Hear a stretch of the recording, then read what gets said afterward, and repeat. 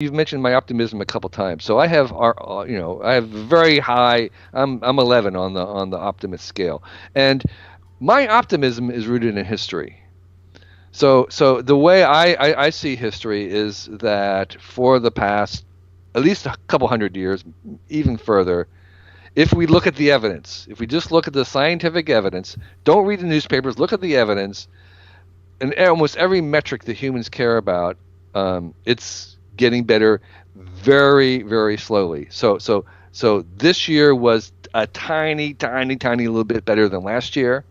But that tiny delta is almost invisible for most purposes because this is very small. But that delta compounded annually is what makes civilization. And so for, let's say, for 200 years, we have had incremental progress. Now, it is possible that next year that stops. Next year, everything collapses. That's possible, but also unlikely. The probable state is that it will continue.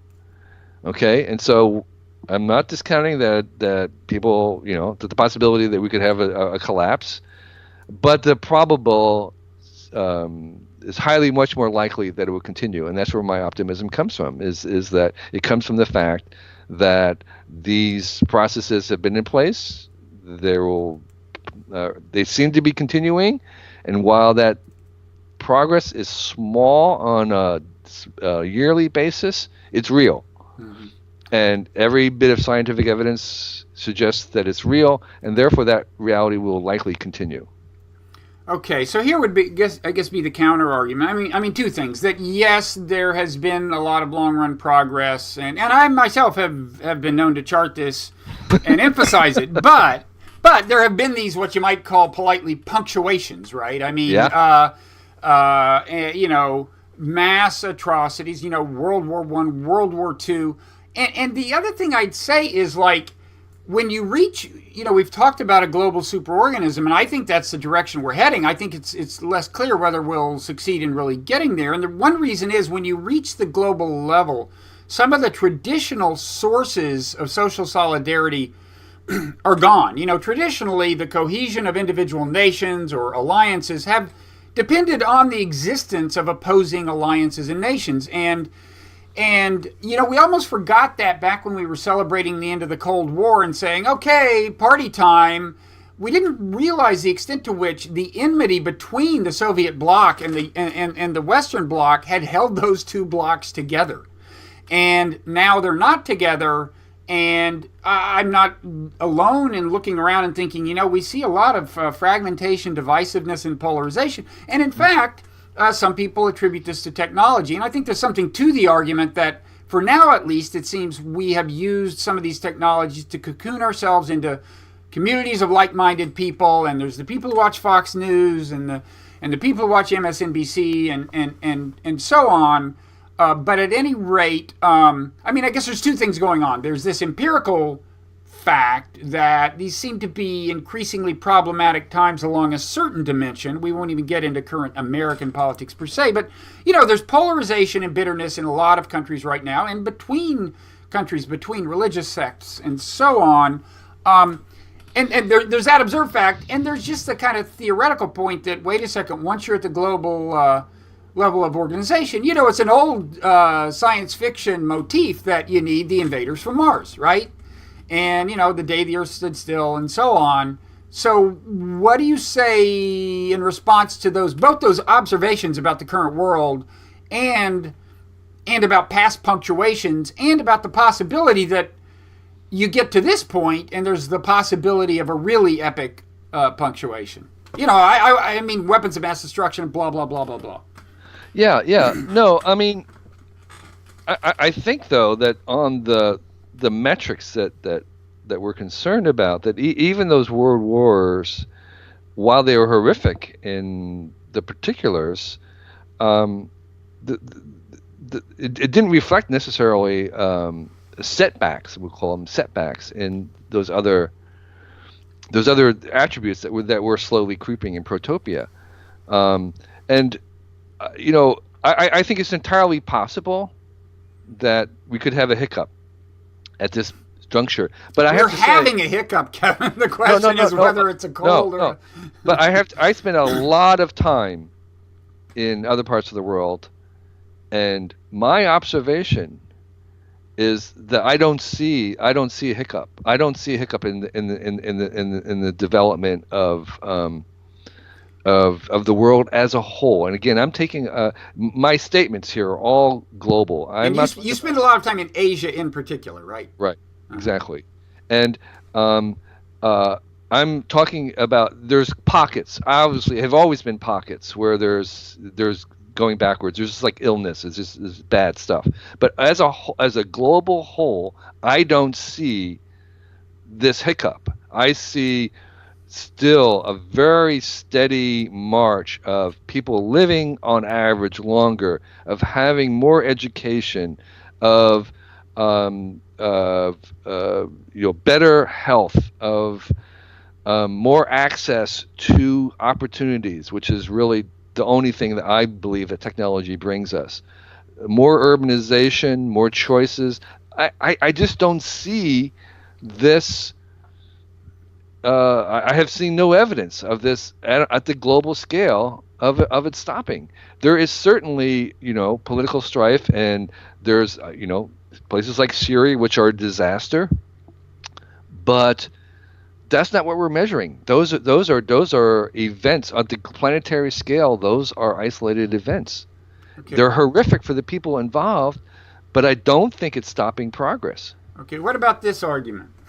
I think I think part of both your worldview and my worldview is that once evolution starts on a hospitable planet, a planet that's fairly hospitable to life, if the planet doesn't get blown away by asteroids or something, you're probably going to eventually get an intelligent species that generates culture. The culture is probably going to have a trajectory something like this.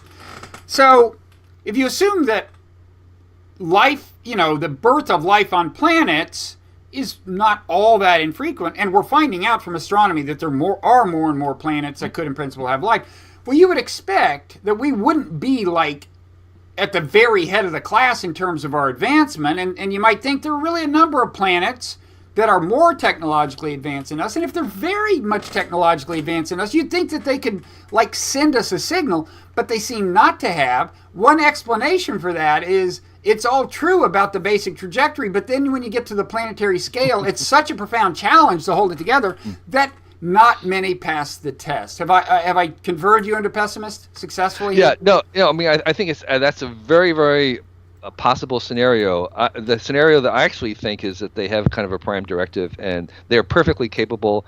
And if you believe the UFOs are already here, but they don't, but they, they're so smart that they know that that's not a good thing to do. To basically to try to interfere with our They're going to development. observe us. They'll observe us, but they are, except for some reckless teenagers who will zoom in and Mm-hmm. put on the lights. They're responsible. They're smart enough to be responsible to know that that's not. Okay, so you think they may. Okay, so much for that argument. One more thing. So Robert, why are you why do you really want to press the pessimistic view? Because I think by nature I'm a little bit of a. I think I'm by nature a little bit of a pessimist. There's that.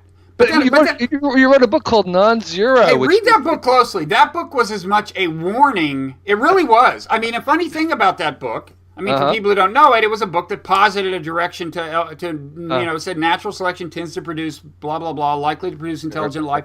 Technology takes over, and you very generously reviewed that in Wired, I think, by the way. But when people reacted to that by saying, what I said was, what has been inevitable? It's funny, we both had to define what we mean by inevitable, right?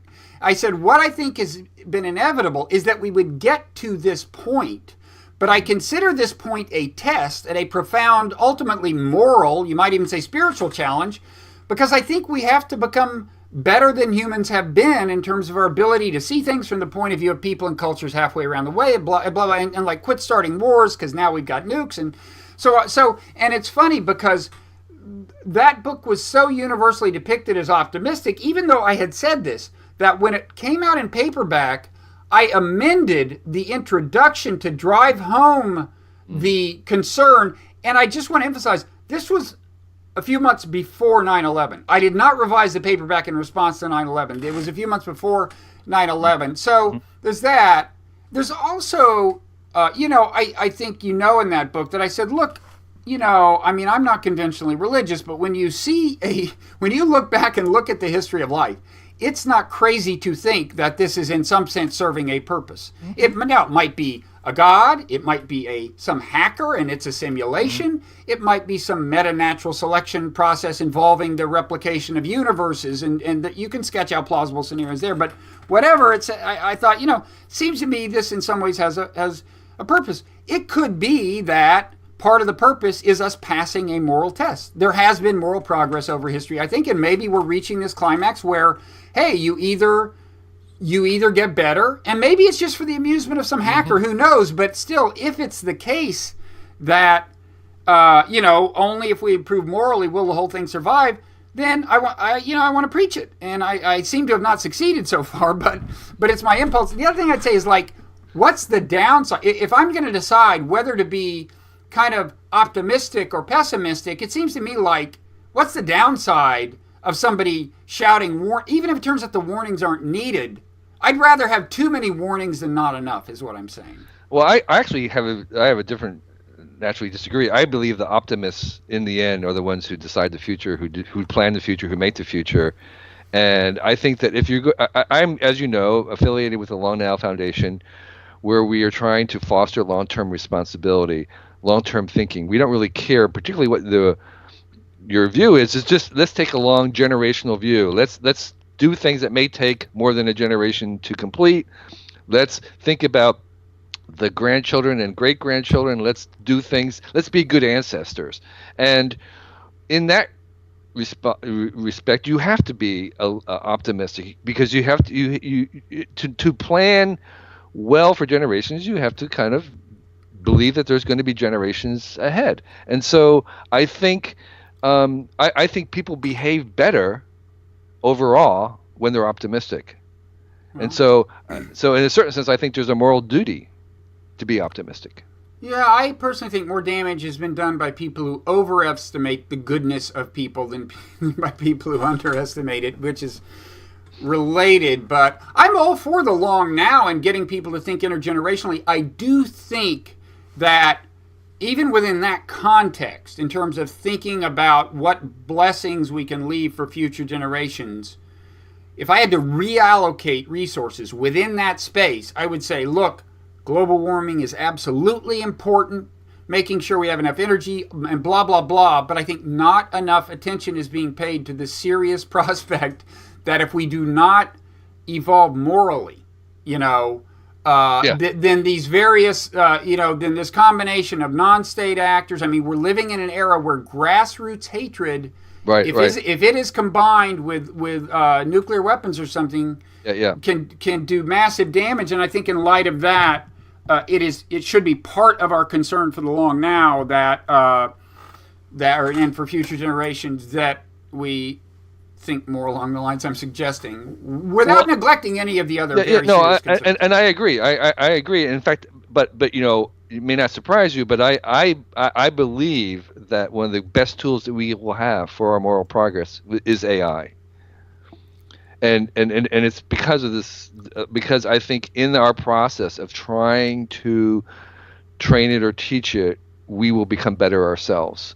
And just like most parents become better because of their children, not all. And I think that we also, I think AIs, as we invent consciousness and other things, also have the possibility of becoming moral agents and moral teachers in themselves. Mm-hmm. And so I can't prove any of that. That's total speculation. But I think it should go into the mix of what you look at into